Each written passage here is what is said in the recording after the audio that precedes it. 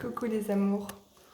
Ce matin, donc au réveil du 1er janvier 2021, j'ai envie de vous partager un livre que j'ai trouvé il y a plus d'une vingtaine d'années en flânant dans une librairie parisienne. Donc je ne connaissais pas du tout l'auteur à l'époque. Et aujourd'hui, je peux dire qu'il est devenu mon maître durant toutes ces années.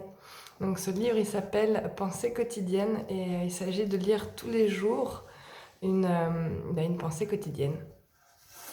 Donc je vais d'abord vous lire l'introduction et ça commence comme ça. Donc ouvrez les guillemets. Chaque matin, avant d'entreprendre quoi que ce soit, recueillez-vous un moment afin d'introduire en vous la paix et l'harmonie et de vous lier au Créateur en lui consacrant par la prière et la méditation cette journée qui commence. L'essentiel, c'est le commencement. C'est là, au commencement, que les forces nouvelles se déclenchent et s'orientent. Pour agir correctement, il faut toujours commencer par chercher la lumière. Quand il fait nuit, vous ne vous précipitez pas dans l'obscurité pour aller prendre un objet ou commencer un travail, mais vous allumez d'abord une lampe pour y voir et ensuite vous agissez. Eh bien, pour n'importe quel cas dans la vie, vous avez tout d'abord besoin d'allumer la lumière, c'est-à-dire de vous concentrer, de vous recueillir, afin de savoir comment agir. Si vous n'avez pas cette lumière, vous irez à gauche, à droite, vous frapperez à plusieurs portes et vous ne ferez rien de bon.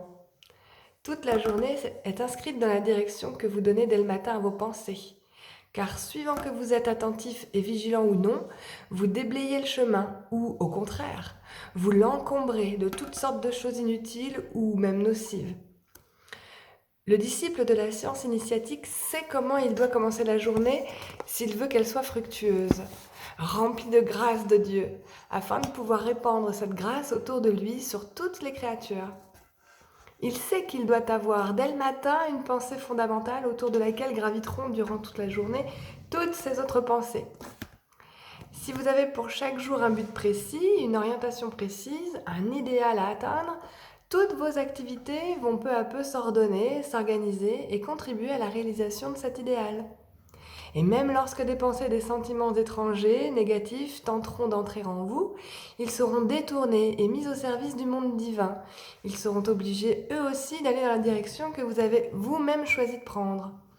Et c'est ainsi que, grâce à la pensée fondamentale que vous aurez placée dès le matin dans votre tête, dans votre cœur, vous pourrez inscrire cette journée dans le grand livre de la vie.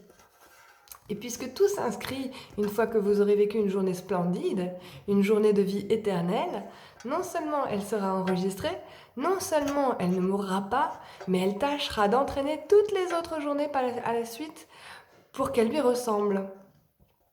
Essayez au moins de bien vivre une seule journée, car c'est elle qui influencera les autres.